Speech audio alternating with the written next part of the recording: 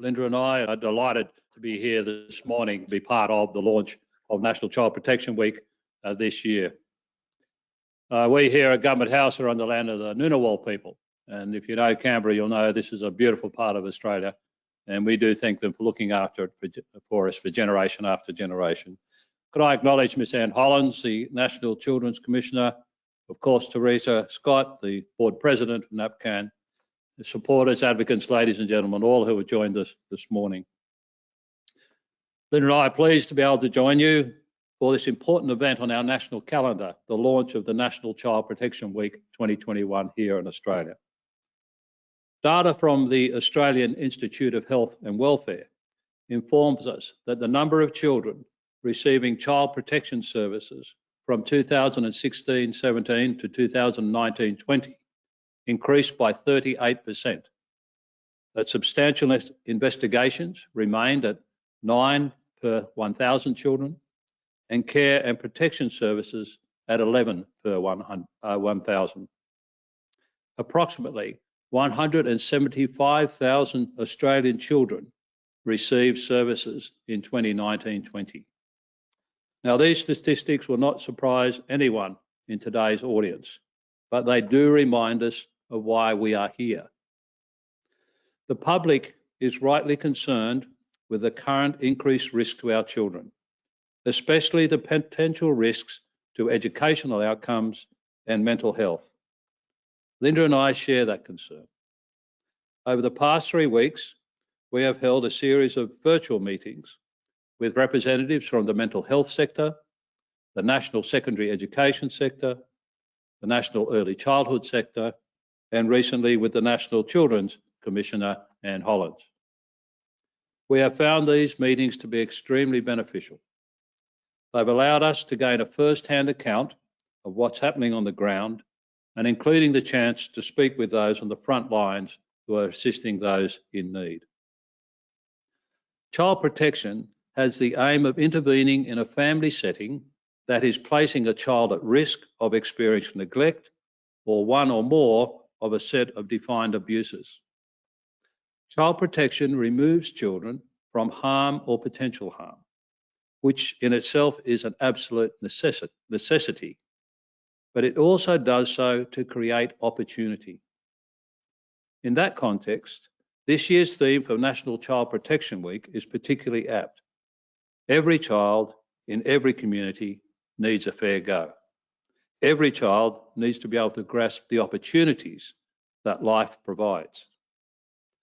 I often remark that creating opportunities for people is not about opening doors for them, but showing them how many doors are available to them and the pathways to those doors. I believe that an essential part of your work must be to illuminate the possibilities that exist for each and every child. Prevention is a major factor in child protection and critical to creating opportunity. Primary, secondary, and tertiary prevention strategies are difficult to implement under normal circumstances. Add the risk of unemployment, confinement at home, financial loss, fatigue, and anxiety to the normal causes of child abuse, then we have conditions that should and do greatly concern us. Addressing those conditions, of course, the highest priority at present. But in doing so, please bear in mind what I consider to be that other most important purpose, creating opportunity. Your conference theme has 2 elements: that all is not well for some children, and that we need to develop and implement actions to address the risks they face.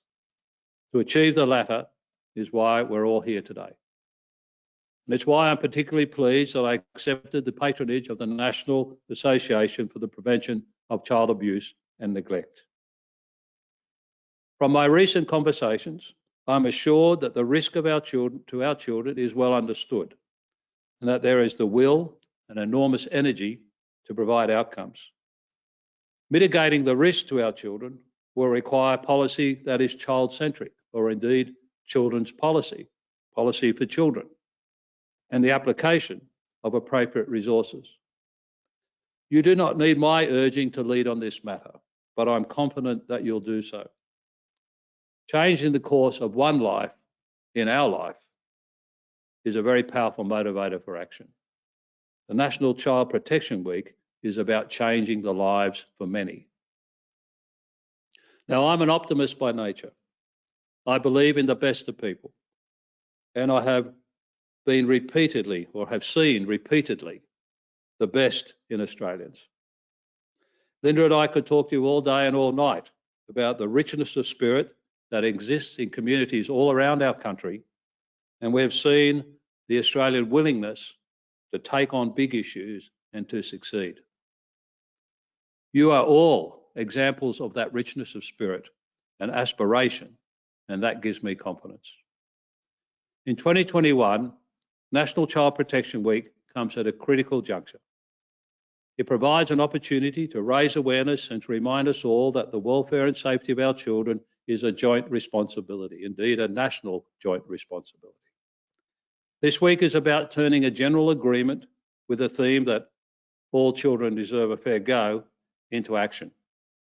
Action at individual, community and national level to protect the welfare of our children. I commend all those already working hard every day, the workers and volunteers all around the country who help create communities that support families and children. To all of you who work tirelessly in the interests of our children, on behalf of all Australians, I say thank you. We as a nation take great heart from the commitment, passion and expertise that this group and many thousands of others bring to the table. Your efforts, leadership and compassion are inspirational. And on that note, it is now my pleasure to launch National Child Protection Week for 2021. Thank you.